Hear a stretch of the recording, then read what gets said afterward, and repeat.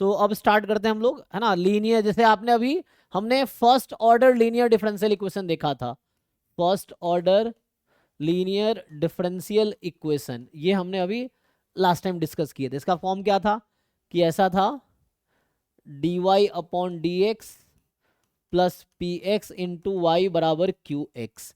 यहाँ y जो है अभी डिपेंडेंट वेरिएबल है, x इंडिपेंडेंट वेरिएबल है। तब ये है दूसरा फॉर्म, या तो ऐसा हो सकता है D x upon D Y plus P of Y into X बराबर क्यू ऑफ वाई, है ना। तो यहाँ x डिपेंडेंट वेरिएबल है, y इंडिपेंडेंट वेरिएबल है, ठीक है।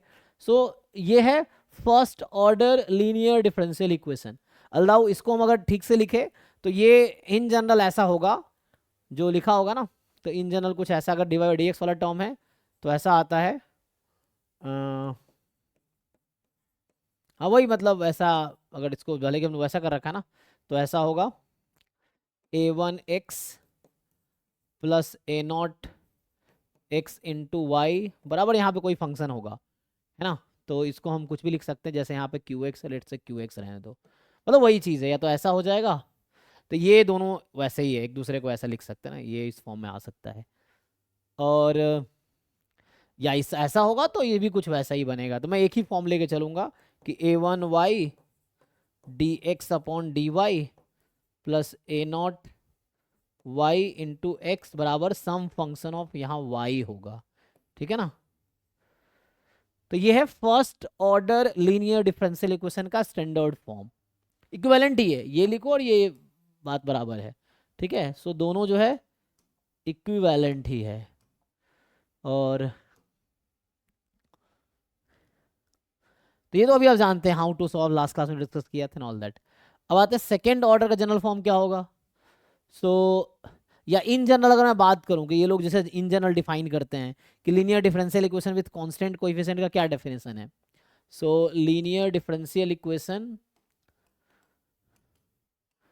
विथ कांस्टेंट कोएफिशिएंट, अच्छा मैं इसको डिफाइन कर देता हूँ ना, कांस्टेंट कोएफिशिएंट। इन जनरल इसका क्या, लीनियर आप लोग जानते हैं, तो जो मैथमेटिकल मतलब डेफिनेशन इसका है बुक में जो लिखता है कि a differential equation in which, जो लिखता है डिफरेंशियल इक्वेशन है ना, in which the dependent variable, in which जैसे dy और dx है तो y dependent x independent, dx upon dy है तो x dependent y independent variable होगा। So a differential equation in which dependent variable and dependent variable and its differential coefficients, differential coefficient means derivatives, ठीक है ना। So dependent variable and its differential coefficients या its derivatives, ठीक है। So a differential equation in which dependent variable and its derivatives occur only in first degree, occur only in first degree, ठीक है। मतलब power just one होगा, हर variable जो dependent variable उसका और उसके सारे डेरिवेटिव का, and are not multiplied together, है ना। आगे कहता है and are not multiplied together, मतलब जैसे y into D Y by D x हो गया तो ये टर्म लीनियर नहीं है अब, because y and d Y by D x दोनों लीनियर अलग अलग है, मल्टीप्लाई हुआ तो ये डिग्री 2 की टर्म हो गई एक्चुअली, ठीक है। So are not multiple of each other, है ना, मल्टीपल ऑफ ईच अदर, हाँ आर नॉट मल्टीप्लाइड टुगेदर ऐसा लिखा है, are not multiplied together,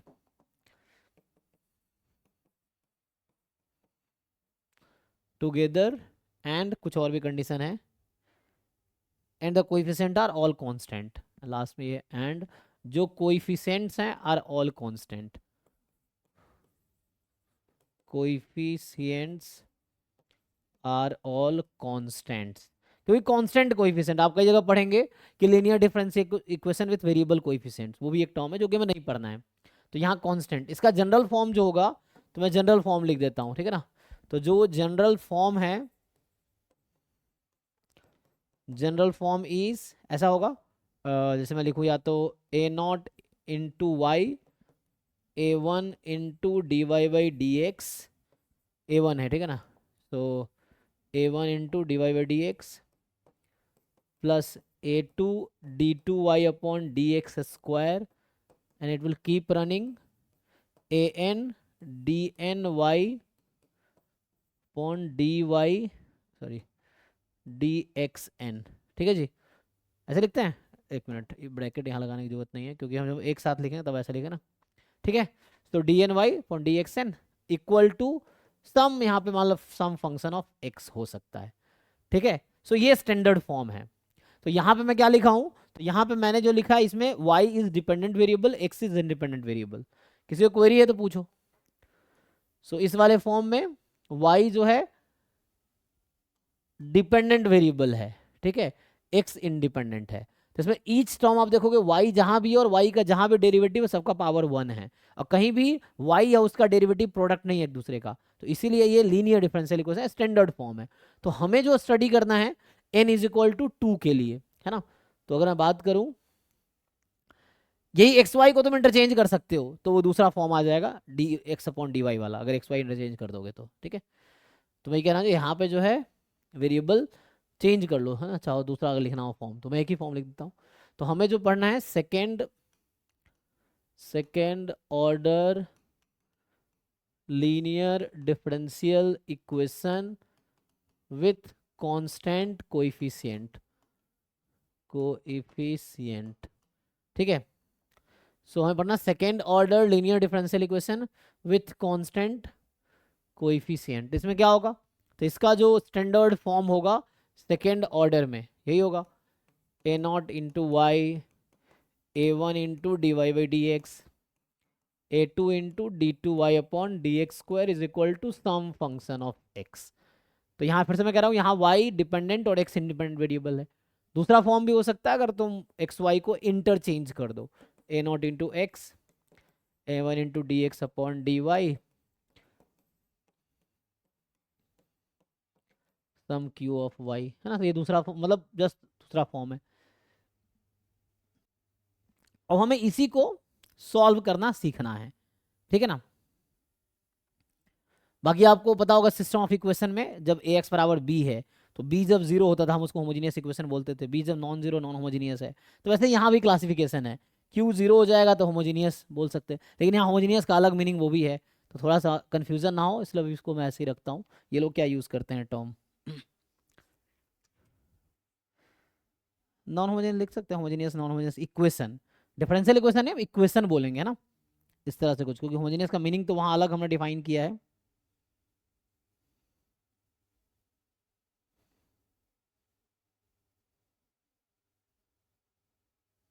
anyway ऐसा कुछ नाम तो मुझे देख नहीं रहा अभी, देखते हैं।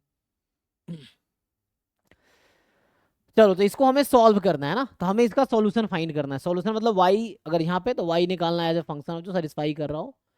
तो होता क्या है, अभी आप लोग जानते हो ये सेकेंड ऑर्डर डिफरेंशियल इक्वेशन है, तो इसका जो सॉल्यूशन होगा, हमने थ्योरम लिखा था ना, तो एक बार की ऑर्डर ऑफ डिफरेंशियल इक्वेशन, तो यहाँ पे जो लीनियरली इंडिपेंडेंट सॉल्यूशन इसके पास होगा, सिर्फ 2 लीनियरली इंडिपेंडेंट सॉल्यूशन होगा, बाकी सब इसका लीनियर कॉम्बिनेशन होगा, जो भी सॉल्यूशन होंगे उसका लीनियर कॉम्बिनेशन होगा। तो सेकेंड ऑर्डर डिफरेंशियल इक्वेशन के पास क्या होगा,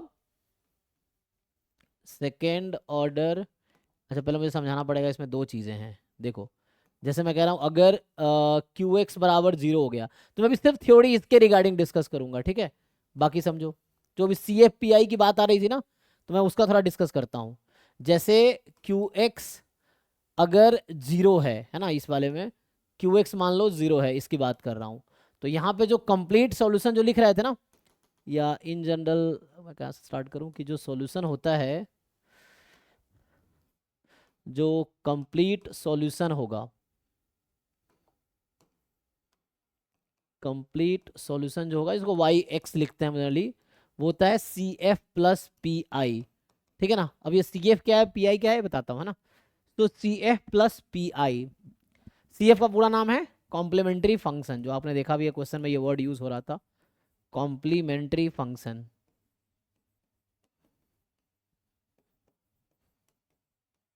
और पी आई का पूरा नाम है पर्टिकुलर इंटीग्रल, है ना। और P I is due to Q x, अगर क्यू एक्स जीरो है तो पी आई जीरो हो जाएगी, ठीक है ना। तो मतलब पी आई का जो रेलिवेंस है वो क्यू एक्स की वजह से है, जो राइट साइड में जो टर्म है ना, या ये जो है इसकी वजह से है। सो अगर ऐसा होगा कि मान लो, मैं थ्योरी सिर्फ उसके रिगार्डिंग लिख रहा हूँ। सो अगर क्यू एक्स अगर जीरो है, सो जो पी आई है वो आपका जीरो होगा, मतलब सी एफ ही सिर्फ सॉल्यूशन होगा। तो उस केस में जो कंप्लीट सॉल्यूशन होगा, या जस्ट सॉल्यूशन लिखूं तभी मतलब वो ये कंप्लीट सॉल्यूशन, ठीक है ना। सो देन जो सॉल्यूशन आएगा आपका, then solution is just y of x। तो ये सिर्फ सी एफ ही सॉल्यूशन हो जाएगा इसका, ठीक है। और अगर क्यू एक्स नॉन जीरो है तो इन जनरल ये वाला आपका सॉल्यूशन है इन जनरल। तो अगर Q x non zero term है तो कुछ पी आई भी नॉन जीरो टर्म आएगा, तो C F plus P I आपका सॉल्यूशन बनेगा, ठीक है ना। तो मुझे लगता है इसको एग्जाम्पल से समझने की जरूरत है। लेट्स से एक छोटा सा एग्जाम्पल देखते हैं, हमने अभी पहले भी बहुत सारे एग्जाम्पल देखे थे। अभी जस्ट अगर समझने के लिए मैं लिखूं, इस तरह के क्वेश्चन हमने पहले देखे हैं, d two Y upon D x square plus Y is equal to zero. अब मैं आपसे पूछूं, अभी जीरो है, इसका सॉल्यूशन बताओ क्या है। इसके पास हालांकि इनफाइनाइट सॉल्यूशन है, मतलब इनफाइनाइटली में नहीं फंक्शंस होंगे, सॉल्यूशंस होंगे, बट ये मतलब सॉल्यूशन इनफाइनाइट बोल रहा हूँ, लिनियरली इंडिपेंडेंट नहीं। It will have only two linearly independent solution. बताइए क्या है वो। what is that y1 and what is that y2? Two linearly independent solution ढूंढ रहा हूं मैं, two linearly independent solution. And what are those functions, कोई बता पाएगा कि ऐसा कौन सा फंक्शन है जो इसको सेटिस्फाई करेगी।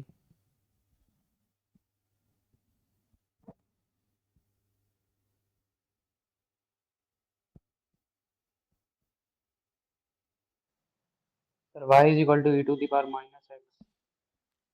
ई दस बार माइनस x। ओके, चेक करो बाकी लोग।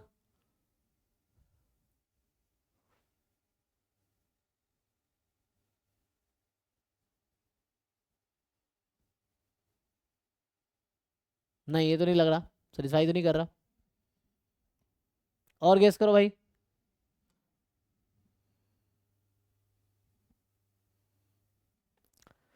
व्हाट अबाउट दिस, चेक करो, सेटिस्फाई करेगी।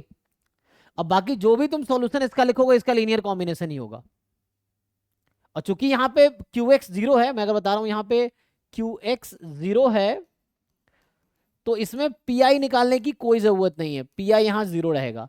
तो इसका जो जनरल सॉल्यूशन आएगा, जनरल सॉल्यूशन, अब तुम सर ये मुझे कैसे पता चला, इसका एक प्रॉपर वे है जो मैं बताऊंगा कैसे। हर बार गेस नहीं करना पड़ेगा, आप इजीली एक तरीका है जिससे आप आंसर निकाल पाओगे ये कैसे आता है।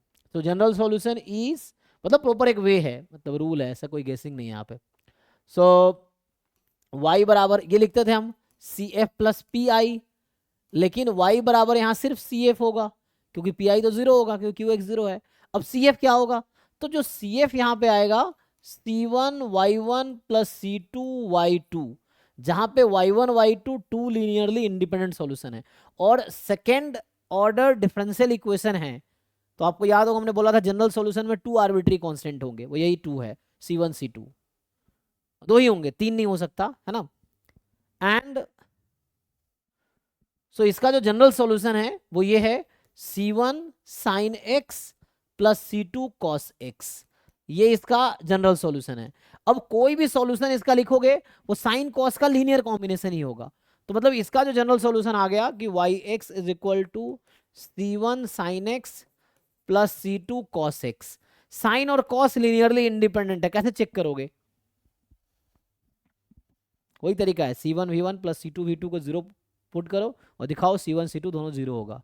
तो सिंपल है, एक्स की दो अलग अलग वैल्यू चूज करके दो इक्वेशन बना लो, दिखा दो, क्योंकि हर रियल नंबर के लिए होल्ड होना चाहिए। मैं बोल रहा हूँ how I claim that they are linearly independent, इसका प्रूफ बिल्कुल छोटा सा है। तो यहाँ से C one sine X plus C two cos X, इसको जीरो पुट करोगे for all x belongs to R. So it will imply C1 is 0 and C2 is 0. यहाँ से C1 C2 दोनों 0 आएगा. ये बस ये प्रूव कर रहा है कि sine and cos are linearly independent. Sine x and cos x are linearly independent. ठीक है, ये बस इतना प्रूव करने के लिए है. कैसे? एक्स को एक बार मैं 0 कर देता हूँ, एक्स को 0 डिग्री रख दो तो कॉस 0 1 हो जाएगी, साइन 0 0, तो C2 बराबर 0 आ जाएगा. एक बार एक्स को π/2 रख लो, है ना. मतलब ये हर रियल नंबर के लिए होल्ड होना चाहिए. तो मैं दो अलग पुट करके निकाल लूंगा. मतलब तो एक प्रूफ है कि कैसे लीनियरली इंडिपेंडेंट फंक्शन है. They are linearly independent function. जैसे वेक्टर होता था, फंक्शन है. ठीक है जी. तो यहां पे आपका ये जनरल सॉल्यूशन है. तो second order differential equation will have two linearly independent solution. Mainly homogeneous, वो जब QX 0 है तब की बात कर रहा हूं मैं. ठीक है, टू आर्बिट्री कांस्टेंट होगा. अभी इसी में ये हो कि मैं अगर बात करूं, इसी को मैं अगर कंटिन्यू करूं कि d2y/dx² plus Y is equal to कुछ ऐसा लिख दे e⁻x. अब ये सॉल्यूशन है, ये क्वेश्चन है. तो इसमें क्या होगा? तो अगेन इसमें y जो होगा CF प्लस PI आएगा. तो CF इज ड्यू टू, आपको मैं समझाऊं, CF is due to d2y/dx² plus Y is equal to 0. CF को कोई फर्क नहीं पड़ेगा राइट साइड में क्या इक्वल लिखा हुआ है. मतलब इक्वल टू यहां कुछ भी रहेगा ना, तो उसे CF को कोई फर्क नहीं पड़ेगा. CF सेम ही रहेगा हर बार. यहां मैं अगर साइन कर दूं, कॉस कर दूं, टैन कर दूं, कुछ भी कर दूं, CF कॉमन रहेगा. चेंज क्या होगा? PI. तो CF जो आता है कॉम्प्लीमेंट्री फंक्शन, वो इस डिफरेंशियल इक्वेशन की वजह से आता है. और PI इसकी वजह से आता है कि QX क्या है, उसकी वजह से. वही प्रोसेस जो आगे बताऊं कैसे निकालना है. तो मैं प्रॉपर एक फॉर्मेट बताऊं कैसे CF और PI डिसाइड करना. अभी मैं डायरेक्टली गेस वर्क करके लिख रहा हूं, है ना. जैसे हमने डायरेक्टली गेस करके लिख दिया साइन कॉस, उस तरह से यहाँ भी मैं PI भी लिख देता हूं. और PI इज ड्यू टू ये जो QX के प्लेस पे e⁻x है उसकी वजह से है. अब इसका सॉल्यूशन तो आप लोग इजीली निकाल लो, अभी मैं निकाला है. तो ये जो CF लिखूंगा अब मैं, that CF is C1 sin x plus C2 cos x. Complementary function होगा CF sin x plus C2 cos x. PI जो आएगा यहां से, तो अभी मैं आपको जानकारी के लिए बताऊं, ये मिलेगा 1 + 1 2, है ना, 1/2 e⁻x. अब फिर आप सोचेंगे कैसे मुझे पता है, तो ये आपको भी थोड़ी देर में पता चल जाएगा कैसे आता है. ठीक है. सो कंप्लीट सॉल्यूशन जो इसका होगा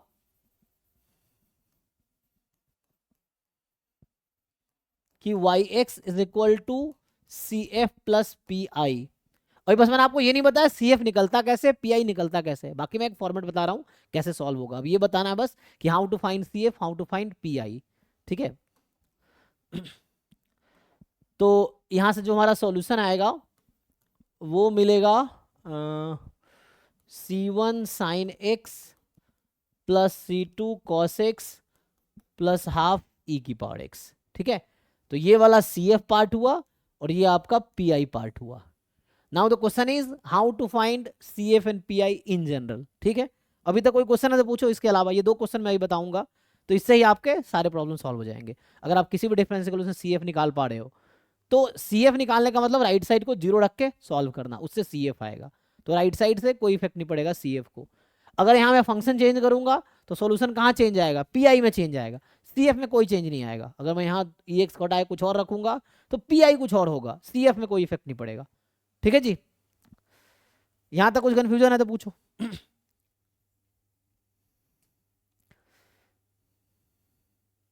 चलिए तब देखते हैं आगे.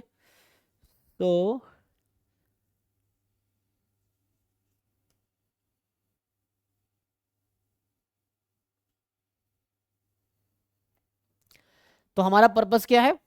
इन जनरल पे आते हैं. तो हमारा इन जनरल पर्पस है इसको सॉल्व करना, जो मैंने लिखा था कि A2 d2y/dx² A1 dy/dx plus A0 y is equal to, यहां मैं QX लेके चल रहा हूं. ये इन जनरल आप जानते हैं second order linear differential equation है, where y is the dependent variable and x is independent variable. ठीक. अब यहाँ पे एक नोटेशन यूज करेंगे हम लोग, डी अपॉन डी एक्स को एज नोटेशन डी लिखेंगे। तो जहां भी कैपिटल डी लिखा होगा बुक में भी या एग्जाम के पेपर में भी आपने देखा होगा, तो ये नोटेशन है, वेल डिफाइंड नोटेशन, और दिया होगा पेपर में कि डी का मतलब डी अपॉन डी एक्स है। तो अगर ये वाला नोटेशन यूज करूंगा तो वैसे ही जो नोटेशन है, ये नोटेशन की बात कर रहा हूं, तो इसको लिखा जाता है D square and so on चलता रहेगा, d n d x n, तो इसको लिखा जाएगा डी की पावर एन। ठीक है, तो ये जस्ट एक नोटेशन है। तो अगर उस नोटेशन पे इसको फिट करे तो क्या बनेगा, ए टू डी स्क्वायर वाई, ध्यान रखना उसमें वाई कहीं नहीं है, डी विदाउट वाई है, तो इसलिए यहाँ वाई लिख रहा हूं मैं, क्योंकि डी स्क्वायर इसका नाम था। ए वन ये होगा डी वाई, ये होगा A not Y is equal to Q X. तो उसी इक्वेशन को हमने इस फॉर्म में लिख दिया। ठीक है,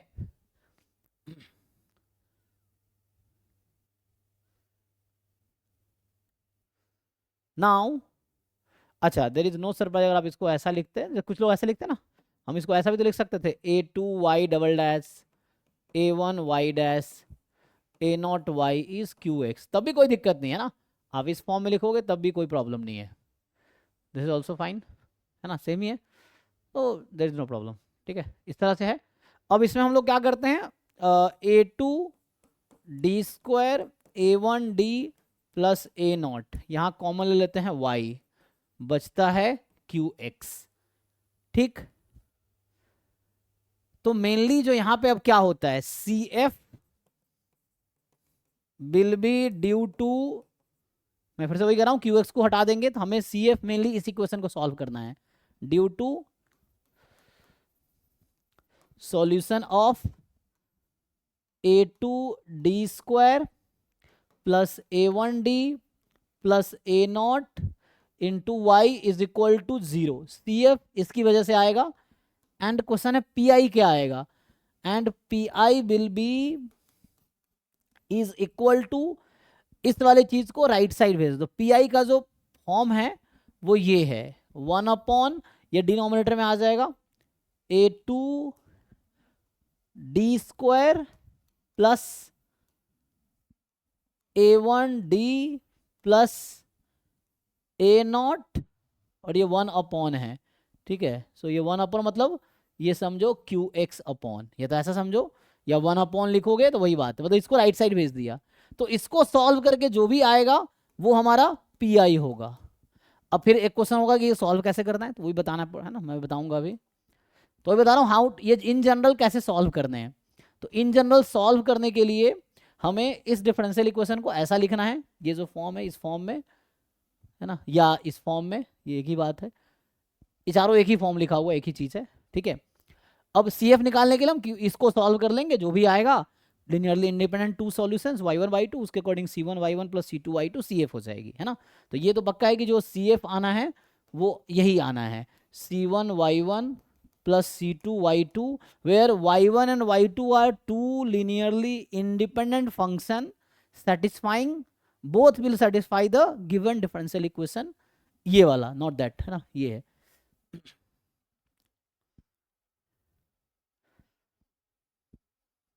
और पी आई यहां से निकल जाएगा ना, सो पी आई तो जस्ट कोई, है ना, बिना, P I will not contain any arbitrary constant, C F will contain as many arbitrary constant as the order of the differential equation. ठीक है, so number of arbitrary constant in the C F is equal to order of the differential equation, तो यहाँ 2 है तो हमेशा ऐसा 2 रहेगा, और पी आई कोई फंक्शन आएगा, है ना, तो यहाँ से सम फंक्शन ऑफ एक्स आंसर आ जाएगा, एक्स के टर्म में कुछ आंसर आएगा, है ना, तो वो क्या आएगा वो तो हमें निकालना पड़ेगा, लेकिन ये कोई फंक्शन ऑफ एक्स होगा, तो अभी के लिए मैं कुछ लिख देता हूँ, सम एक्स, है ना, तो ये P I will be some P I of x, तो आंसर जो आएगा एक्स के टर्म में आएगा, ये लिखने का मतलब है मेरा कि at the end this will be a function of x only without any arbitrary constant. ठीक है, तो यहाँ रिमार्क में ये है, CF will contain 2 arbitrary constant, क्योंकि सेकेंड ऑर्डर की बात कर रहे हैं इसीलिए 2 arbitrary constant but PI will not contain any arbitrary constant,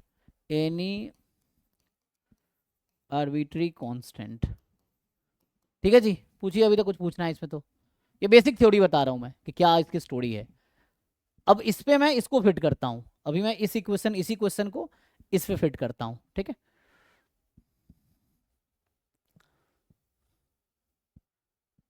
तो इस पे जरा फिट करते हैं उस क्वेश्चन को, जो हमारा क्वेश्चन 1 था कि d2y upon D x square plus Y is equal to E की पावर एक्स।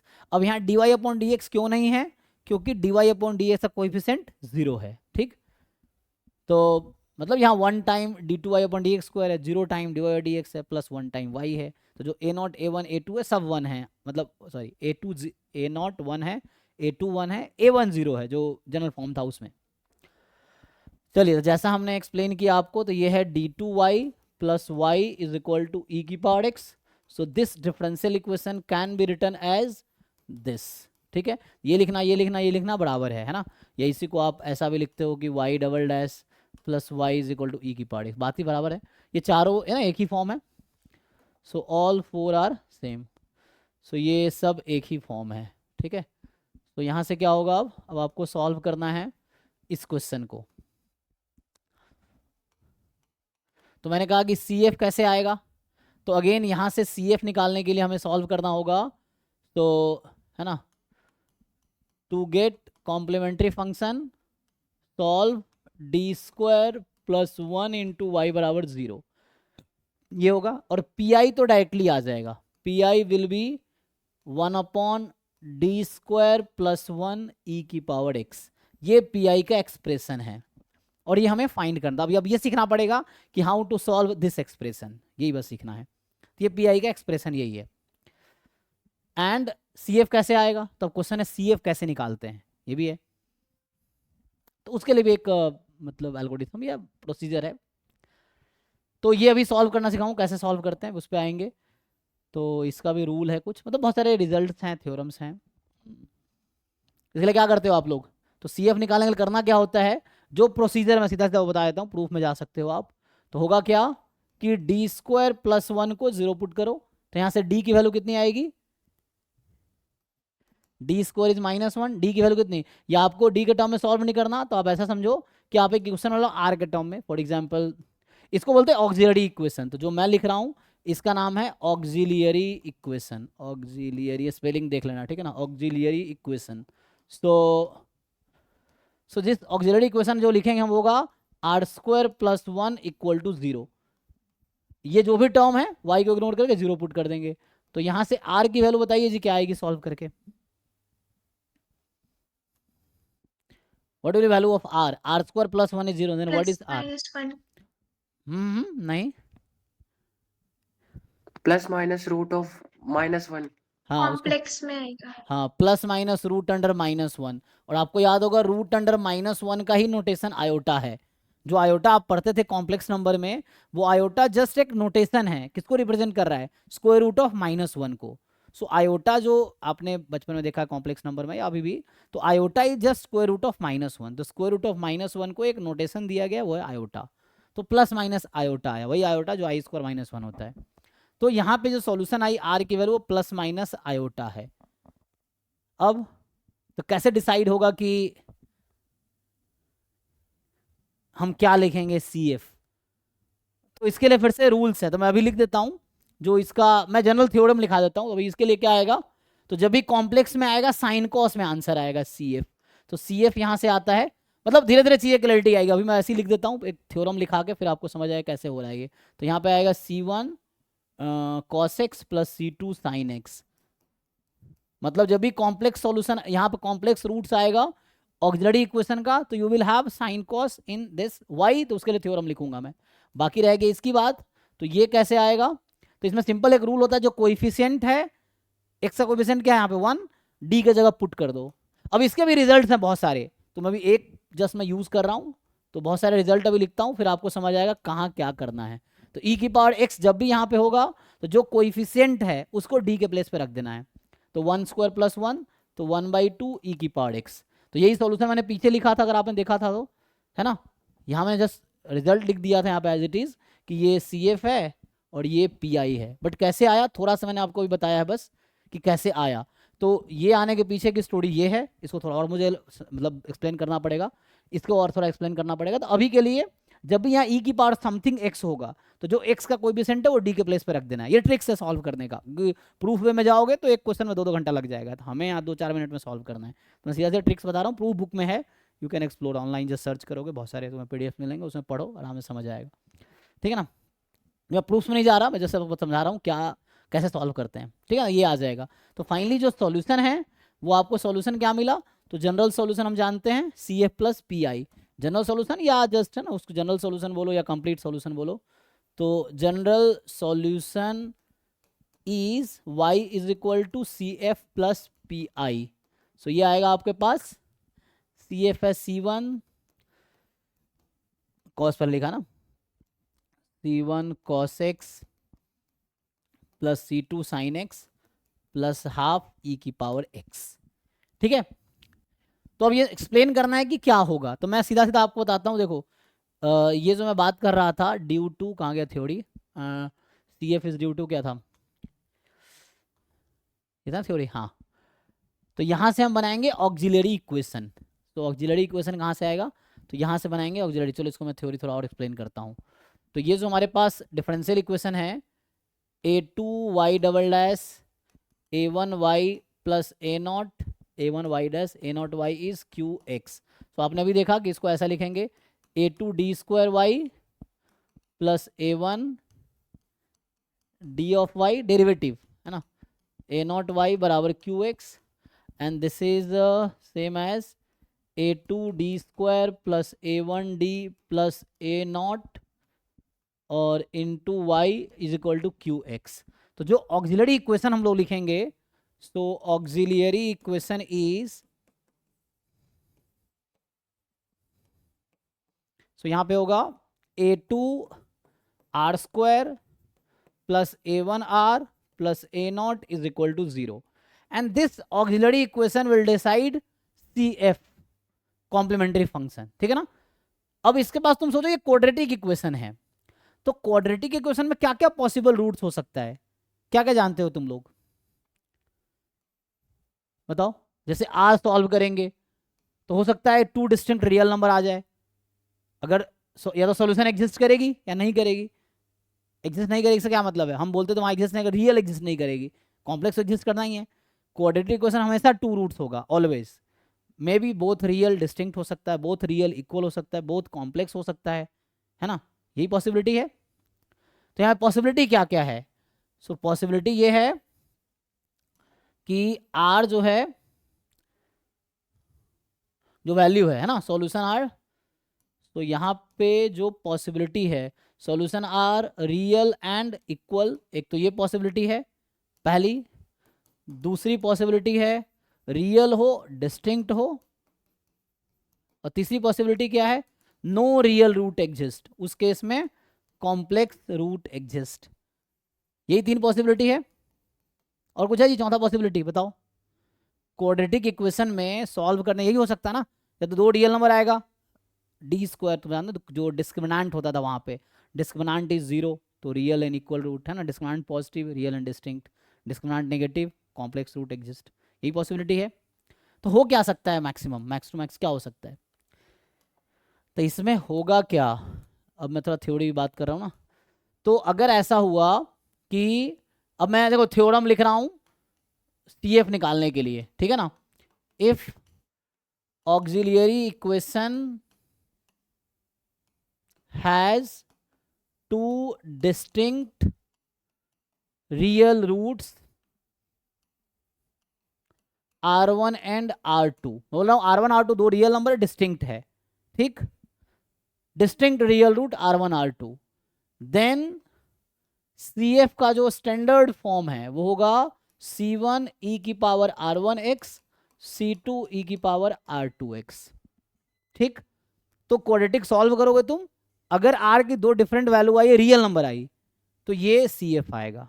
ठीक, तो ये पहला थ्योरम है, 3 थ्योरम, इसे आंसर हम CF इजीली लिख पाएंगे। 2 ये है कि इफ ऑक्सिलियरी इक्वेशन, या डबल एल होता है सिंगल एल होता है, ऑक्सिलियरी इक्वेशन हैज है ना equal roots, equal real roots, मतलब दोनों रूट इक्वल है, तो क्या बोलोगे तुम कि R1 is equal to R2 is equal to R, let's say just R is the root, मैं R को रूट ही बोल रहा हूं, तो उस केस में जो भी R की वैल्यू निकल के आएगी, equal real and equal root है, बोला ना कि इक्वल रियल रूट्स हैं, देन CF जो होगा, ये थ्योरम है, इसका प्रूफ भी इजी है, you can C proof in book, मैं यहाँ प्रूफ नहीं करूंगा बट आसान है, तो होगा क्या, और आपको बता दूं कि ये दोनों लीनियरली इंडिपेंडेंट फंक्शन है, ठीक है ना। अब यहां पे जब इक्वल होगा तो C1 e की पावर RX और अगला होगा C2 R sorry X e की पावर RX, ये सॉल्यूशन, तो ये और ये लीनियरली इंडिपेंडेंट फंक्शन है, तो ये सॉल्यूशन होगा। इसको थोड़ा और कंसाइजली लिखोगे, C1 plus x C2 into ई की पावर RX, तो ये CF कब यूज करेंगे, जब two real and equal root होगा, और जो क्वेश्चन मैंने लिखा था वो कॉम्प्लेक्स वाला था, उसमें तीसरा थ्योरम यूज होगा, ठीक है। सो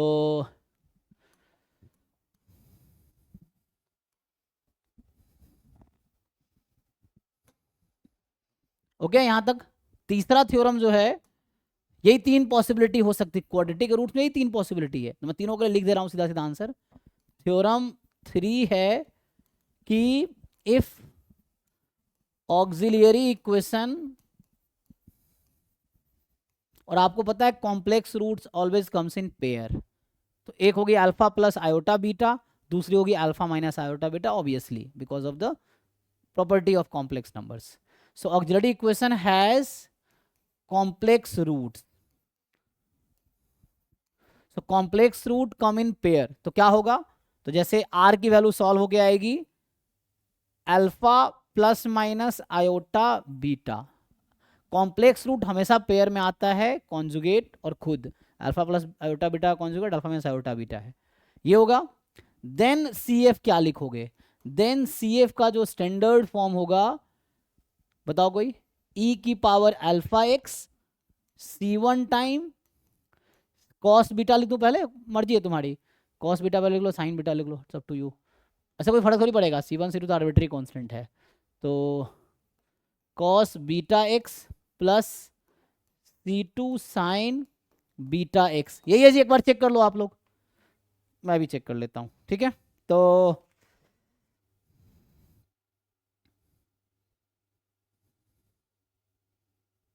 क्योंकि हम सिर्फ सेकेंड ऑर्डर डिफरेंशियल इक्वेशन की बात कर रहे हैं, थर्ड ऑर्डर में r के 3 वैल्यू आएगी, फोर्थ ऑर्डर में r के 4 वैल्यू आएंगी, यहाँ हम क्वाड्रेटिक हमारे पास होगा, क्योंकि सेकंड ऑर्डर की बात है, मैं सेकंड ऑर्डर पे रिस्ट्रिक्टेड हूँ, तो यही तीन पॉसिबिलिटीज हैं, तो क्वाड्रेटिक में कभी 3 रूट नहीं आ सकता, क्वाड्रेटिक में ऐसा नहीं एक ही रूट होगा, एक होगा तो रिपीटेड होगा, तो इस कैटेगरी में आ जाएगा, ठीक है, यही तीन पॉसिबिलिटी है। अब आप देखो, जो मैं कुछ क्वेश्चन लिखता हूं,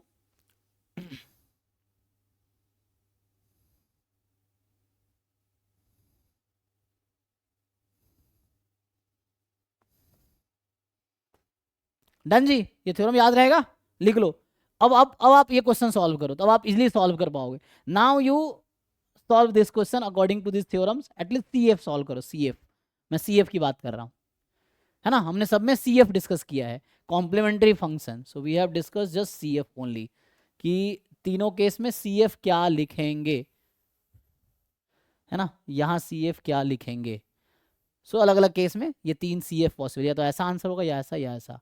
हमारे क्वेश्चन में कैसा होगा, तो अब इस पे आते हैं, हम ऑक्सिलरी इक्वेशन सॉल्व कर रहे थे, ये था ऑक्सिलरी इक्वेशन, तो इसको कैसे लिखोगे उस फॉर्म में, 0 प्लस माइनस आयोटा, तो मतलब 0 प्लस माइनस 1 आयोटा, तो यहाँ जो अल्फा में लिखा वो 0 है, जो बीटा लिखा है वो 1 है, तो अब क्या करो, जो तीसरा थ्योरम है आपका, इस थ्योरम में अल्फा को 0 रखो और बीटा को 1 रखो, देखो क्या बनेगा, e की पावर 0x 1 हो गया, C1 cos x plus C2 sin x, यही लिखा है मैंने, C1 cos x plus C2 sin x, तो ये कैसे लिखा मैंने, क्योंकि मुझे याद था, कैसे याद था, बिकॉज ऑफ दिस थ्योरम, ठीक है, इस थ्योरम की वजह से। एनी डाउट, किसी को पूछना है पूछो, तो ये CF तो निकाल लोगे, अब थोड़ी बचता है PI का, तो सेकेंड ऑर्डर डिफरेंशियल इक्वेशन में CF तो हमेशा फाइंड कर लोगे आप, PI बताना रह गया ना, चलो एक दो CF वाले क्वेश्चन पहले करते हैं, तो ये तीन थ्योरम काफी है सेकेंड ऑर्डर के हर क्वेश्चन सॉल्व करने के लिए। आओ कुछ क्वेश्चन हम PYQ का ही देख लेते हैं, जो CF वाले थे, चलिए, तो कॉम्प्लीमेंट्री फंक्शन जहाँ जहाँ लिखा था ना, देखो वो सारे क्वेश्चन सॉल्व हो जाएंगे। अभी के लिए इसी का सी एफ निकालो जरा, आप मुझे बताओ इस इक्वेशन में सी एफ क्या आएगा। पी आई निकालना सिखाऊंगा, अभी पी आई मैंने बताया नहीं हाउ टू फाइंड, है ना, लेकिन मैंने आपको ये बताया कि how to find C F. तो इसमें आप मुझे सी एफ बताओ इसका क्या आएगा। मतलब ये ऑप्शंस हैं 1 2 3 4, ये सी एफ है, C F plus P I, you know why C F plus P I. तो आप मुझे सी एफ निकाल के बताइए, जिन लोगों को समझ आया वो लोग। ऑक्सिलरी इक्वेशन लिखो, सॉल्व करो, रूट्स निकालो, नेचर ऑफ रूट्स के अकॉर्डिंग सी एफ आ जाएगा। सॉल्व कीजिए और बताइए।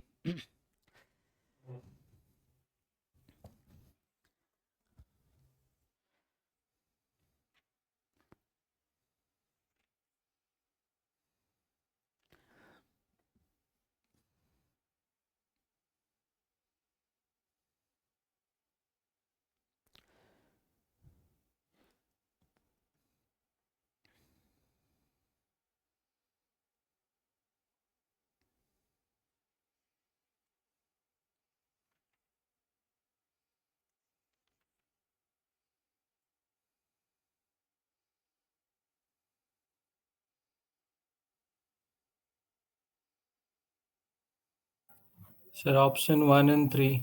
अच्छा, मतलब वो आपका आ गया ना, क्योंकि वो कॉमन ही होगा इसीलिए।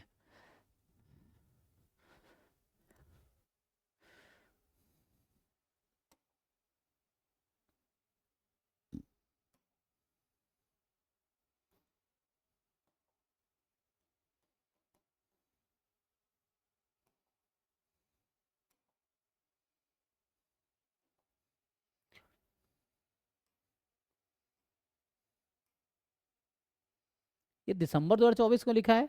अच्छा, कॉपी पेस्ट के चक्कर में इसने गलती किया है। ओके, ये नेट का ना, नेट में नेट का बनाया होगा, उससे कॉपी पेस्ट किया होगा, दिसंबर हटाना रह गया इसका।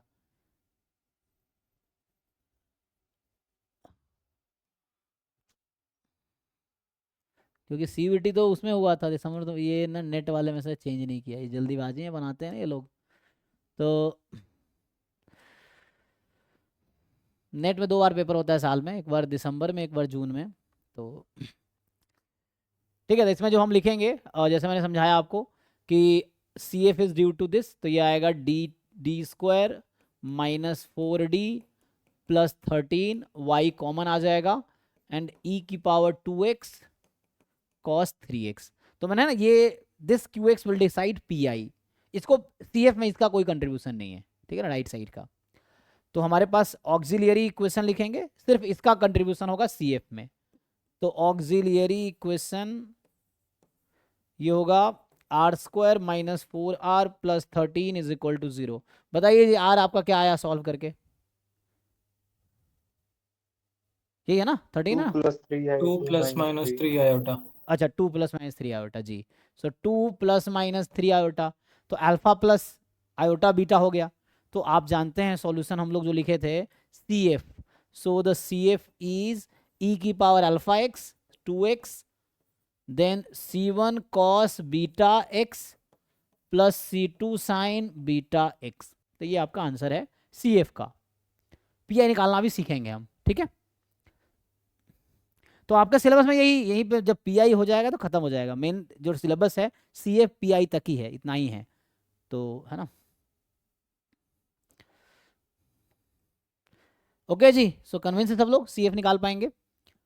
तो इसमें ए और सी में सेम सीएफ यूज हुआ है, और पीआई यहाँ अलग होगा। तो एक तो ये क्वेश्चन हो गया, और जिनको नहीं समझ आ रहा पूछो, अभी डिस्कस करेंगे। ये पीआई का पार्ट है, किसी डिफरेंशियल इक्वेशन का पीआई है जो आपसे निकलवा रहा है, तो वो हम सीखेंगे अभी। इसका सीएफ निकालिए।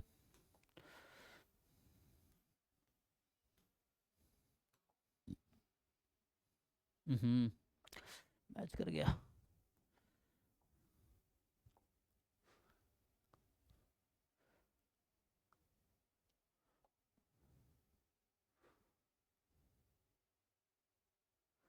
बताइए इस डिफरेंशियल इक्वेशन का सीएफ क्या है। क्वेश्चन में सीएफ ही पूछा गया है, द कॉम्प्लीमेंट्री फंक्शन, जिसका शॉर्ट में हम लोग सीएफ बोल रहे हैं, ठीक है ना। तो इसको हम शॉर्ट में सीएफ लिख रहे हैं।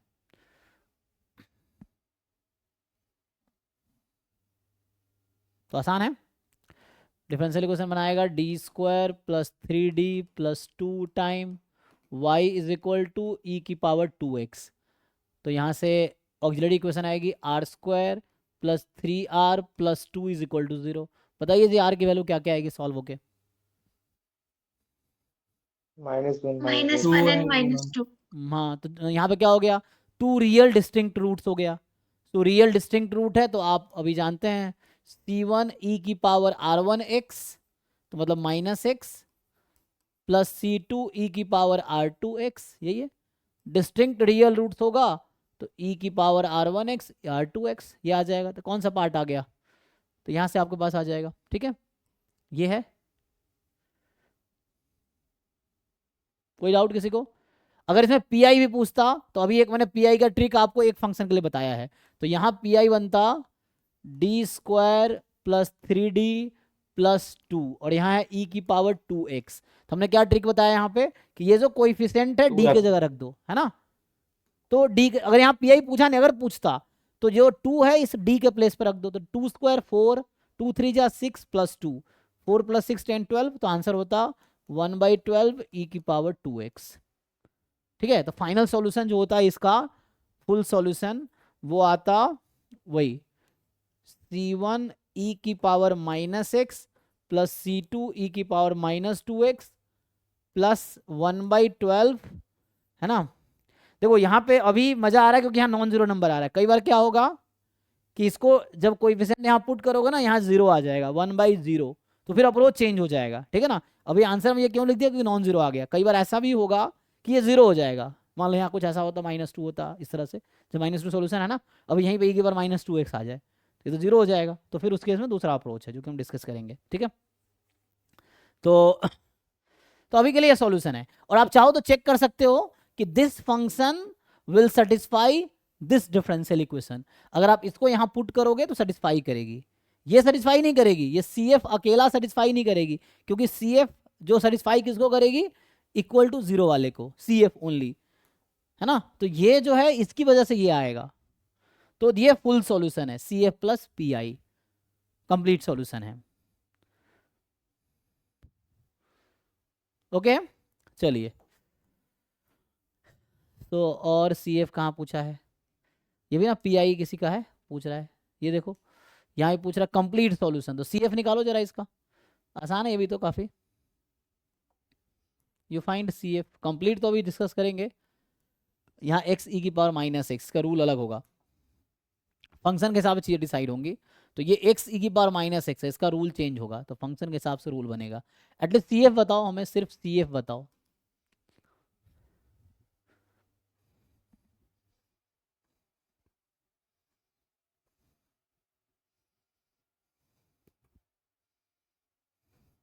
ठीक है ना, ऑप्शन 4। अच्छा ये वाला CF, अच्छा इक्वल टू 0 तो है नहीं, तो क्योंकि ये तो वो तो सेकेंड वाला जो लिखा हुआ है वो तो बस वो है, मतलब वो PI है, सॉरी CF है, कंप्लीट सॉल्यूशन नहीं है।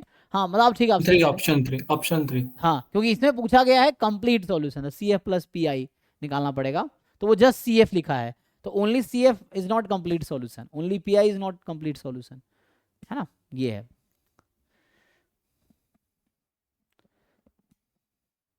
PI एक सॉल्यूशन है ना। तो यहाँ सिंपल आप क्या करते हैं, ऑक्सिलरी इक्वेशन लिखेंगे r² plus 2r plus 1 is equal to 0। तो ये तो ऐसा हो गया r प्लस 1 होल स्क्वायर 0, तो r की वैल्यू -1 तो यहाँ पे क्या हो गया, रिपीटेड रियल रूट आ गया, है ना।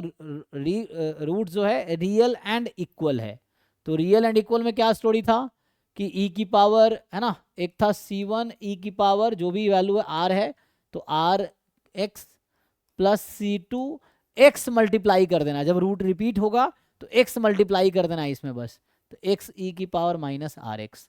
तो ये है, इसको आप ठीक से लिखेंगे तो c1 plus x c2 e की पावर -x। तो ये CF है।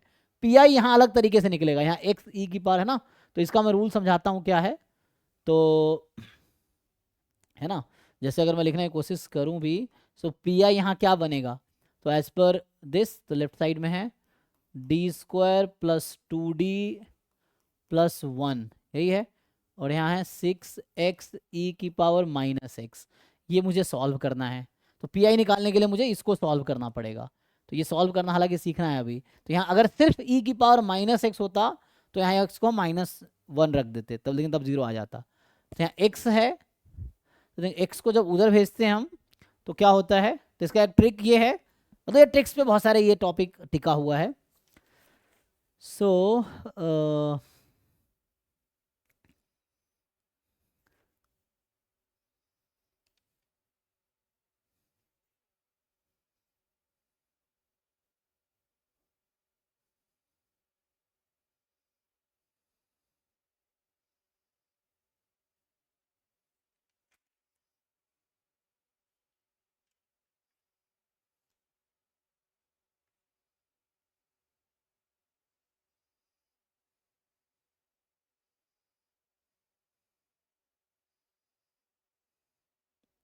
इसमें थोड़ा टेलर सीरीज एक्सपेंशन यूज़ करना पड़ेगा इस तरह क्वेश्चन में। ठीक है, इसको भी आगे डिस्कस करते हैं क्योंकि ये थोड़ा सा अलग टाइप का होगा। ठीक है, इसकी मैं डिटेल में थ्योरी यूज़ करता हूँ। तो अभी ये है कि कैसे फाइंड होगा, तो इसका थोड़ा लेंदी अप्रोच है, तो अभी के लिए मैं स्किप करता हूँ, जब इसको डिस्कस करेंगे अभी तो इस पर आते हैं। ठीक है ना, तो सी एफ तो निकाल लोगे, पी आई अभी मैं डिस्कस करता हूँ स्टार्टिंग से। तो सी एफ तो यहाँ भी सी एफ ही निकालना, ये भी आसान है, बताओ। तो ये भी आपसे सी एफ ही पूछ रखा है 10th क्वेश्चन में। फिर बस पी आई डिस्कस करना रह जाएगा हमारा। ठीक है, तो ये आज या कल में कंप्लीट हो जाएगा। पी आई एक बार डिस्कस कर लेंगे तो कंप्लीट हो जाएगा सिलेबस इसका, डिफरेंशियल इक्वेशन का। ठीक है, ये निकालिए। तो इसमें सिर्फ सी एफ पूछा है, तो बताइए इसका सी एफ क्या है ना। कॉम्प्लीमेंट्री फंक्शन, तो यहाँ क्या बनता है, D square plus 3d plus 9 into Y is 4 cos x। ठीक है, तो ऑक्सिलरी इक्वेशन आएगी R square plus 3r plus 9 is 0। ठीक है, निकालिए और बताइए क्या आएगा आर।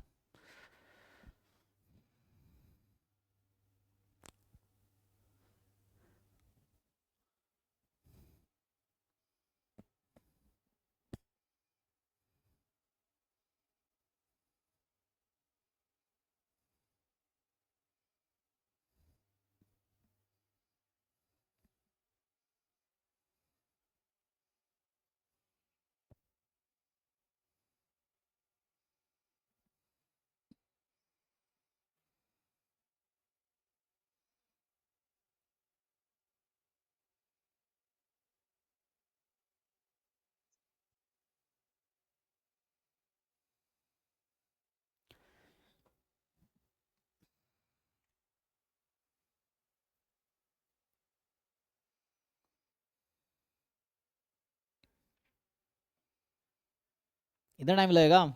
आर की वैल्यू क्या आई, सिंप्लीफाई कर लो। -3 plus minus minus 3 27 root iota upon 2. -3 root 3 iota ऐसा, plus plus minus 3 root 3 upon 2 iota 3 root ऐसा। iota 3 root 3 के साथ iota। ठीक है, इसको अलग अलग कर लीजिए। तो इसको जब आप अलग अलग करेंगे तो आपको ऐसा मिलेगा। ठीक है, प्लस माइनस 3√3 बाई 2 आयोटा, तो वैसे ही हो गया ना, alpha plus minus iota beta या बीटा आयोटा, यही हो गया। तो पहचान लीजिए, हो जाएगा आंसर। सो यहाँ पे क्या है, कॉम्प्लेक्स रूट्स हैं, तो सी एफ हम लोग क्या लिखते थे, ई की पावर अल्फा एक्स, तो अल्फा तो यहाँ -3/2 है, सो ई की पावर -3/2x, और ब्रैकेट में है C1 cos क्या लिखते थे बीटा, तो 3√3/2x plus C2 sign beta 3√3/2x। तो मेनली यहाँ याद रखने वाली चीजें हैं कि थ्योरम्स याद होना चाहिए कि ये ऑक्सिलरी इक्वेशन के सॉल्यूशन है, तो ये CF होगा। ठीक है, देखिए तो ऑप्शन कौन सा ट्रू हो गया इसमें, -3/2 वाला है ना, तो डी तो आउट हो गया बिकॉज -x/2 है ना। अवस्था है cos sine cos sine cos sine, है ना, तो 1 है ना, तो ये यहाँ 3 छोड़ दिया है Option A. जी, यहाँ भी 3 छोड़ दिया है, तो ऑप्शन ए सही है ना, केयरफुली देखना पड़ेगा। तो इस तरह से आ जाएगा। तो जो लोग अभी नहीं सॉल्व कर, अब समझ आ रहा होगा क्या करना है। तो ये सेकेंड ऑर्डर में ऐसा पूछेगा आपसे। ठीक है,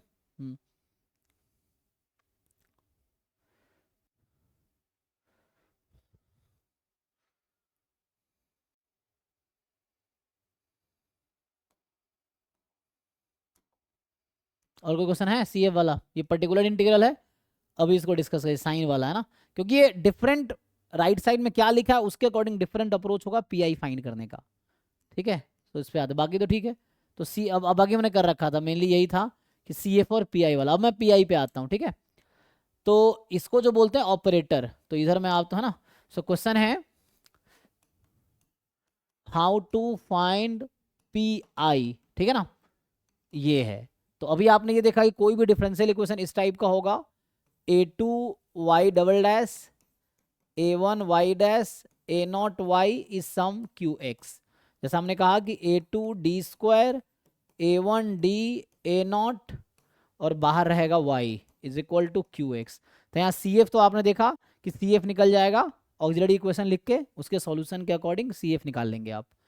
पी आई के लिए हमने कहा पी आई का जो जनरल एक्सप्रेशन है वो ये है कि A two D square plus A one D plus A not और यहाँ रहेगा क्यू एक्स।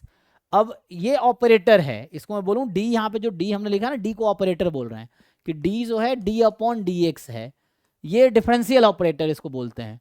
जबकि वन अपॉन डी जो है इसका नाम ये है, ई एक्स का नाम इंटीग्रल ऑपरेटर है। तो जो वन अपॉन डी अलोन होगा वो इंटीग्रेशन करेगा, डी क्या करेगा, डिफरेंशिएशन। जस्ट फॉर एग्जाम्पल आपको मैं अगर इसका डेमो दूं, जैसे आपसे पूछा जाता है कि what is D of x square, तो डी आपको पता है, डी मतलब डी अपॉन डी एक्स है, इसका एक्स स्क्वायर पूछ रहा है तो ये 2x आएगा। जबकि पूछता है 1/d एक्स स्क्वायर, तो आपको एक्स स्क्वायर का इंटीग्रेशन करने को बोल रहा है एक्चुअली, ठीक है ना। और क्या होगा तो जो भी आप जानते हैं ना, तो उसके अकॉर्डिंग आंसर आ जाएगा। यहाँ विदाउट सी लिख देता हूँ अभी मैं, तो जैसे x³/3 प्लस एनी कांस्टेंट हो सकता है, बट अभी के लिए जैसे x³/3 एक फंक्शन लिख देते हैं, एक सिंगल फंक्शन। तो इस तरह से ये दोनों डिफरेंट है। तो एक तो ये बस है कि जो d मतलब डिफरेंशियल ऑपरेटर और ये इंटीग्रल ऑपरेटर है, ठीक है ना, ऑपरेटर है यहाँ पे। सो ऑपरेटर जस्ट अ फंक्शन, ठीक है ना, जो कि ये ऑपरेटर है जो फंक्शन पे काम करता है जनरली, है ना। ये होता है फंक्शन क्या है, नंबर्स को नंबर पे ले आता है, ऑपरेटर क्या है, फंक्शन को फंक्शन पे ले जाएगा, ये है। तो है ना, जैसे डी एक ऑपरेटर है जो एक्स स्क्वायर को मैप किया है 2x पे, 1/d एक ऑपरेटर है जो एक्स स्क्वायर को मैप किया है x³/3 पे, ठीक है। फंक्शनल ऑपरेटर टाइप का बोल सकते हैं। तो मैं आता हूँ इसको सॉल्व कैसे करना है, तो इसके कई सारे रूल्स हैं, मतलब वो थ्योरम्स हैं मेनली, जो आपको याद रखना पड़ेगा। तो अभी मैं यहाँ से एक तो मैंने ये बताया कि 1/d अकेला आ जाए तो आपको सीधा सीधा इंटीग्रेट कर लेना है without arbitrary constant. Arbitrary constant यहाँ यूज नहीं, क्योंकि आपको पता ना पीआई में आर्बिट्री कांस्टेंट नहीं आएगा, सीएफ में आएगा। तो आप इंटीग्रेशन करेंगे विदाउट आर्बिट्री कांस्टेंट, ठीक है। तो ये है। अब कुछ थ्योरम्स हैं, जैसे मैं बताया, तो एक दो मैं थ्योरम बताता हूँ। जैसे एक रिजल्ट ये है,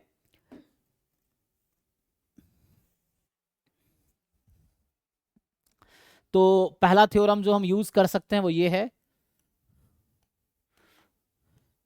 कि अगर आपको इसको सॉल्व करना है, if you want to solve 1/d minus some alpha, alpha कोई नंबर है, so if you want to solve 1/d minus alpha और यहाँ है qx, सो मतलब ये है इसको अगर आपको सॉल्व करना है कि how to solve this quantity, so this will be equal to e की power alpha x integration of e की power minus alpha x into Q X D X. तो ये एक थ्योरम हो गया कि जब भी इस ऑपरेटर को सॉल्व करना है आप ये करेंगे, विदाउट आर्बिट्री कांस्टेंट आप इंटीग्रेट करेंगे, ठीक। पैरेलली आप प्लस के लिए भी लिख सकते हैं ना, जैसे आप कोई कहता है कि नहीं यहाँ तो प्लस लिखा है, तो क्या ही फर्क पड़ेगा, अगर प्लस है तो वैसे हो जाएगा e की पावर माइनस अल्फा x फिर e की power alpha x into Q X D x, है ना, कुछ नया तो है नहीं, वो तो बस प्लस माइनस हो जाएगा। और आपको इसी पे 2 क्वेश्चन आपके पेपर में पीवाईक्यू में आया हुआ इसी थ्योरम पे, अब सॉल्व करके देखिए, जो लोग नहीं सॉल्व कर पा रहे थे ट्राई करके देखो, इस पे हो जाएगा। जहां जहां पूछा हुआ है कि सॉल्व करो d+1 वाला, जरा इसको सॉल्व करके देखो क्या आएगा।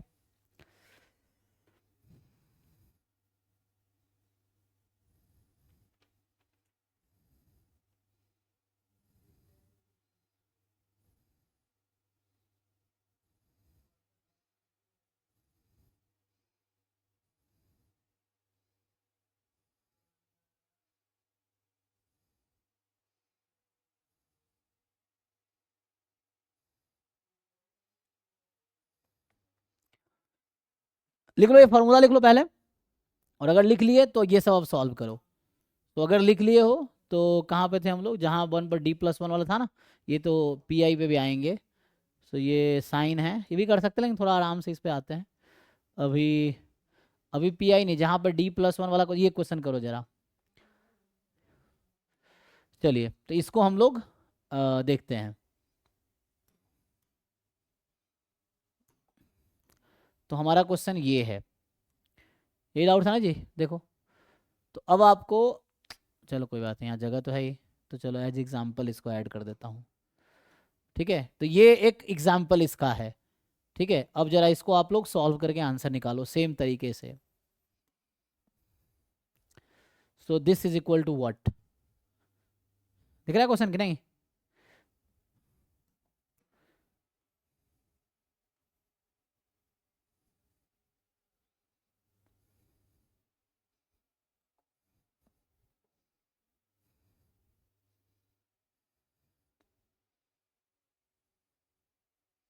लगाओ फॉर्मूला, लगाओ, कोई भी लगाओ, ये लगाओ, वो लगाओ, जो ठीक लग रहा है वो लगाओ, सेम ही है ऐसे तो।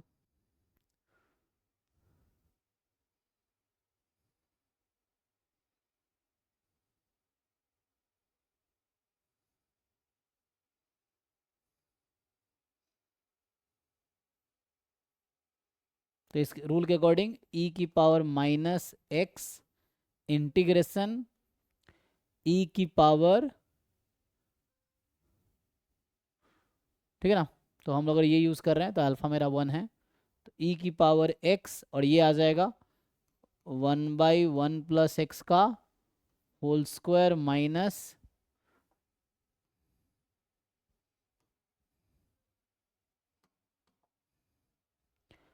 2/1 + x का होल क्यूब dx। और ये तो 12th क्लास में जिनको फॉर्मूला याद है फॉर्मूला, e की पावर x fx + f' क्या होता था,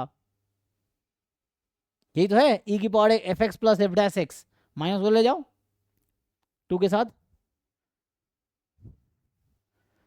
मैं कह रहा हूँ इंटीग्रेशन का फॉर्मूला याद है ना, एक इंटीग्रेशन में पढ़े थे हमने लोअर क्लास में, 12th क्लास में। यहाँ ऐसा है gx + g' dx, ये क्या होता है जी इंटीग्रेशन में?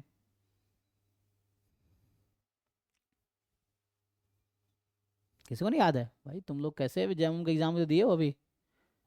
e की पावर x gx होगा सर। हाँ, e की पावर x × gx + c, तो c हम यहाँ लिख सकते हैं, लेकिन हम लोग जो कैलकुलेशन वहाँ कर रहे हैं वहाँ पे एक्चुअली पी निकालना चाहते हैं। P does not contain any arbitrary constant, तो हम लोग कांस्टेंट ऐड नहीं करेंगे वहाँ पे। ठीक है, so will not add any constant. तो ये यही तो है, मैं कह रहा हूँ -2 को इधर ले आओ ना, ये प्लस करके -2 इधर ले आओ, देखो इसको डिफ्रेंशिएट करोगे यही आएगा। तो इसका मतलब e की power x gx + g', gx यही तो है। सो 1/1 + x, तो उतना बाई पार्ट टू पार्ट लगाने की जरूरत नहीं है। तो आंसर इसका हो गया e की power -x/1 + x whole square, this is answer. तो इस क्वेश्चन का आंसर आपका आ गया, ये है। किसी को डाउट है बताओ, देख लो। तो इंटीग्रेशन में ये रिजल्ट यूज किया हमने, तो c यूज नहीं करेंगे क्योंकि हम पी निकालते हैं, तो will not use constant. Answer है कोई यहाँ पे देखो? अच्छा, इन्होंने c यूज कर लिया है क्या? ये क्या कर रखा है? क्या है हमारा आंसर? मतलब ये भी उन क्वेश्चन में से ही है जो गलत था, है ना?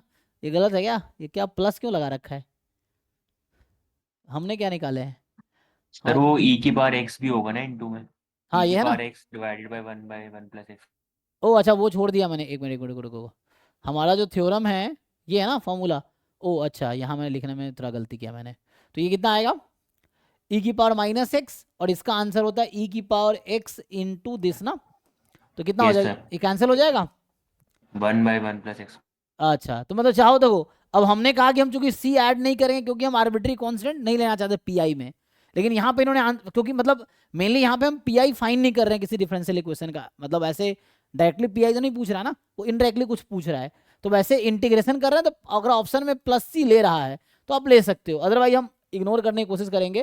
जैसे यहाँ पे ऑप्शन में इसने लिख रखा है, लेकिन ये मुझे लगता है लिखने में इसने थोड़ा टाइपिंग एरर नहीं लग रहा है यहाँ पे, है कुछ कि नहीं? या हो सकता है मुझे लग रहा है ऐसा कर रहा है कि ये शायद ऐसा कर रहा है, +c ले रहा है ना, तो 1 मिनट, तो क्या बनेगा ये, क्योंकि अब ऑप्शन जैसा इन्होंने बनाया मुझे उसके अकॉर्डिंग आंसर लाने की कोशिश करना है, क्योंकि जनरली जो है, तो ये क्या किया, इंटीग्रेशन किया प्लस कांस्टेंट, यहाँ जो मैंने सी लिख रखा है ना, तो मैं चाह रहा था सी यूज ना करूँ पीआई में, लेकिन पीआई तो नहीं निकाल रहे हैं, अब ऑप्शन में चूंकि इसने सी यूज किया है तो मैं ऑप्शन उसके अकॉर्डिंग बनाता हूँ, ठीक है। तो यहाँ से क्या आएगा, आप मल्टीप्लाई कीजिए, सही। अब ये तो बाहर है, इसका integration this plus C, okay, अब मल्टीप्लाई करते हैं। So 1/1 plus X whole square plus C E की power minus X. I think this is now fine, अब गलती नहीं है ना, देख लो, ये सही है, ठीक है। तो पहले मैं थोड़ा है ना सी नहीं लिखा था, इसलिए थोड़ा उल्टा पुल्टा हो रहा था, और एक ये मिस हो गया था, तो ठीक है ना। इसका फॉर्मूला ये है, तो ये तो बाहर था, तो इसका फॉर्मूला ई की power X into this plus C, and solve करके ये आ गया। तो देख लो मैच कर रहा है, कभी भी नहीं कर रहा। सी वाला ऑप्शन कौन सा है, ए 1 2 3 सर सी। है ना, सी। ठीक है, हाँ ठीक है, तो ये करेक्ट ऑप्शन है, सी वाला, थर्ड ऑप्शन करेक्ट है। तो क्वेरी है, देखो सिमिलरली एक और क्वेश्चन था ना इस पे, ये है, जरा कीजिए, ये भी सेम अप्रोच पे है, हाँ सेम ही क्वेश्चन है, ऐसे तो सिमिलर अप्रोच का ही क्वेश्चन है ये भी। आपसे यहाँ पूछ रहा है, बताओ 2023 का है ये, तो ये भी सेम ही क्वेश्चन है, मतलब कुछ क्या ही, बस फंक्शन थोड़ा बदल दिया इसने। बताइए इसका आंसर क्या होगा, क्योंकि यहाँ पे सी यूज कर रहा है इंटीग्रेशन में, तो कोई दिक्कत नहीं, हम यूज कर लेंगे, ऑप्शन में दे रहा है तो, क्योंकि हम पी आई यहाँ नहीं निकाल रहे हैं, पी आई निकाल रहे होते तो हम कहते सी नहीं होगा, लेकिन ये तो जस्ट एक्सप्रेशन सॉल्व कर रहे हैं हम लोग, तो इसीलिए ये मुझे लगता है यूज कर रहा है, ठीक है। तो हमारे फॉर्मूला के हिसाब से ई की power minus x, sir option second. अच्छा सेकेंड आएगा, ठीक है। सो हमारे फॉर्मूला के हिसाब से ये, फिर यहाँ ई की power X into that function, so ये है tan inverse X plus 1/1 plus X square D X.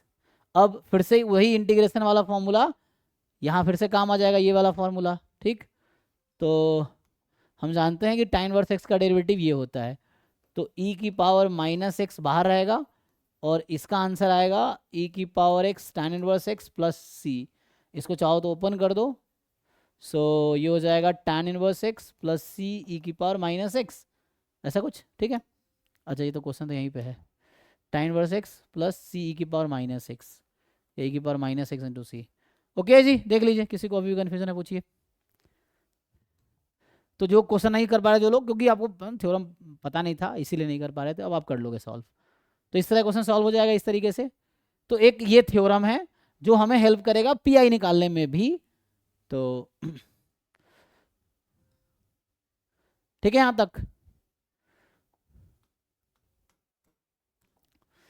अब लिखते हैं यहाँ पे, तो जो रिजल्ट हैं अब मैं वो कुछ लिखा देता हूँ, कि जैसे अब अगर सॉल्व कर रहे हो,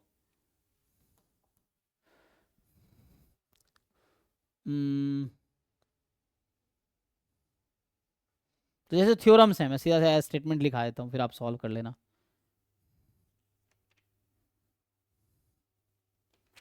जैसे ये कह रहा है कि इसकी वैल्यू क्या होगी, जैसे तुमसे अगर पूछा जाए, चलो अभी एक क्वेश्चन लिख देता हूँ कि 1/α -1 e की पावर x क्या होगा, एंड क्वेश्चन 2 1/α -1 e की पावर x क्या होगा, ये बताओ जरा।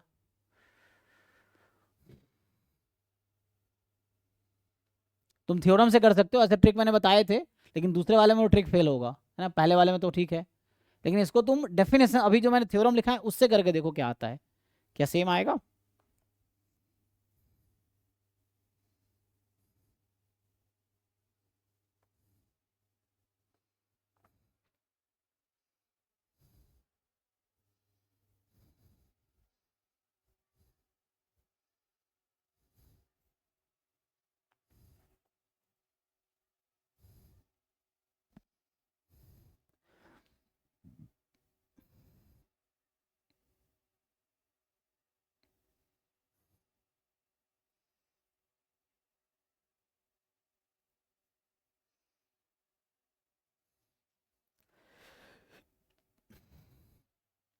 तो जो हमने जो थ्योरम यूज किया उसके हिसाब से होता है ये e की पावर -x, है ना, इंटीग्रेशन e की power x and into e की पावर x dx, ऐसा बनेगा।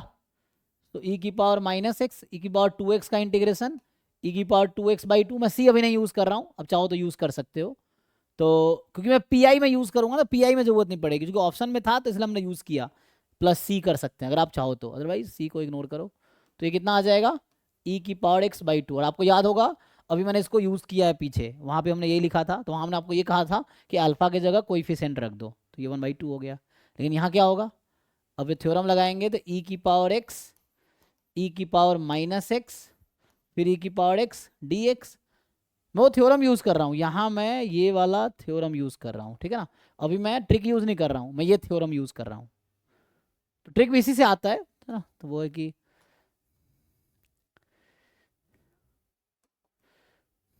बताओ, तो ये तो 1 हो जाएगा, है ना। तो ये जब 1 हो जाएगा तो 1 का इंटीग्रेशन x, तो x e की पावर x। हम कॉन्स्टेंट यूज़ नहीं कर रहे, आप चाहो तो यूज़ कर सकते हो। तो देखो यहाँ पे ये आ जाएगा, अब वो रूल फेल होगा। तब मैं जैसे रिजल्ट लिखा रहा था, तो मैं फिर से एक थ्योरम लिखा देता हूँ। थ्योरम ये है कि अगर ऐसा होगा, मान लो d माइनस अल्फा इसकी पावर n e की पावर अल्फा x। चलो पहले ये कर देता हूँ, ये कितना आएगा, और दूसरा 1/d प्लस अल्फा, या चलो इसको रहने दो, d माइनस अल्फा की पावर n e की पावर अल्फा x। आपको क्या लगता है क्या आएगा,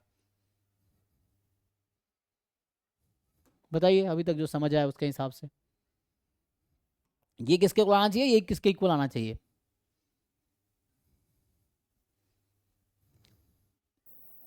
यहाँ तो बहुत इजी है भाई, मैंने कहा अल्फा को यहाँ डी की जगह अल्फा रख दो, तो अल्फा प्लस अल्फा कितना 2 अल्फा, तो ये आ जाएगा 1/2 अल्फा की पावर n। जो ट्रिक था उसकी बात कर रहा हूँ, तुम प्रूफ लिख सकते हो, लेकिन प्रूफ पावर के लिए नहीं, प्रूफ एक एक के लिए था, जस्ट एक के लिए था।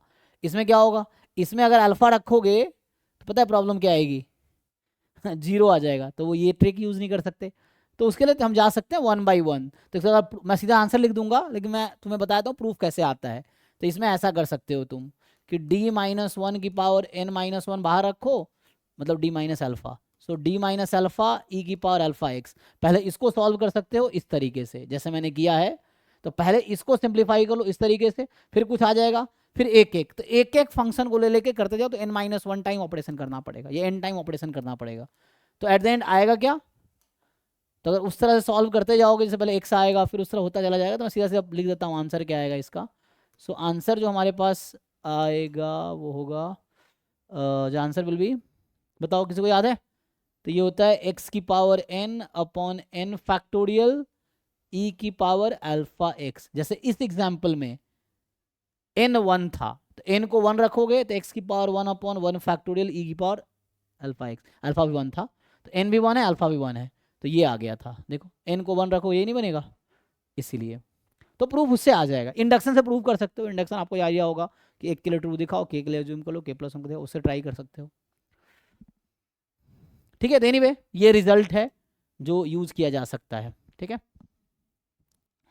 तो अगले क्लास में तो बस अभी बचा गया है, सिर्फ पीआई बताना रह गया। तो कल की क्लास में हम लोग डिस्कस करेंगे हाउ टू फाइंड पीआई। तो इन जनरल जैसे डिफरेंशियल इक्वेशन में मैं अगर इसको एफ एक्स मान लूँ, a2 d² a1d plus a0 into Y is equal to qx, ये लिख रहे थे, मैं फिर से रिपीट कर रहा हूँ। तो हम पीआई जो हमारा होगा वो ये होगा। तो हमें कल बस ये सीखना है कि हाउ टू फाइंड दिस, और इतना करके ये सिलेबस डिफरेंशियल इक्वेशन का कल कंप्लीट हो जाएगा। ठीक है, हाउ टू सॉल्व दिस। तो अभी के लिए मैं मान लूंगा ये कोई फंक्शन है, लेट्स से मैं बोलूंगा एफ ऑफ डी है qx। अब हाउ टू सिंप्लीफाई दिस, यही सीखना है ना, डिफरेंट क्यू के लिए ये कैसे फाइंड करना है। सो कल हम सिर्फ यही वाला पार्ट डिस्कस करेंगे, और इसके बाद ये डिफरेंशियल इक्वेशन कल कंप्लीट हो जाएगा, ठीक है। तो आज यहीं स्टॉप करते हैं, thank you. Sir ji sir आपने यूनिट वाइज मॉक टेस्ट भी दिया है क्या? हाँ हाँ, यूनिट वाइज भी होगा। आप लोग आईडी पासवर्ड मिल गया क्या? सर नहीं, मैं बस पूछ रही थी अभी। हाँ हाँ होगा, यूनिट वाइज टेस्ट भी होगा, है ना। Okay sir.